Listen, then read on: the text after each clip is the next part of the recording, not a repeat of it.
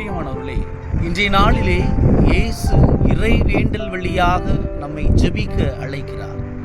இறைவேண்டல் என்பது எல்லா மதங்களிலுமே காணப்படுகிறது.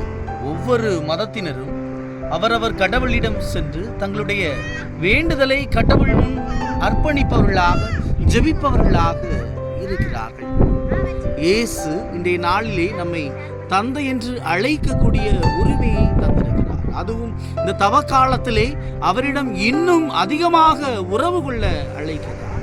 நம் இறை வேண்டல் வழியாக, இறைவனிடம் ஜெபிப்பதன் வழியாக நாம் அவரிடம் இன்னும் உறவின் வழியாக நாம் நெருங்குபவர்களாக இருக்கிறோம். இன்றைய நாளிலே நாம் ஒரு கருத்தை நம்முடைய மனதிலே வைத்து நிறுத்தி சிந்தித்து பார்ப்போம். என்னுடைய மனதிலே நான் யாரையெல்லாம் எதிரியாக நினைத்து கொண்டிருக்கிறேன்?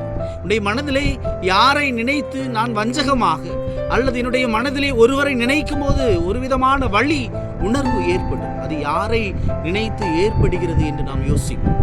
அவர்களை குறித்து இன்றைய நாளிலே நாம் ஜெபிப்போம். அவர்களை ஒப்புக் கொடுத்து ஜெபிப்போம். அவர்கள் யாராக இருந்தாலும் பரவாயில்லை. அவர்களை நான் ஜெபிக்கின்ற போது நம்முடைய மனதில் உள்ள பாரம் குறையும்.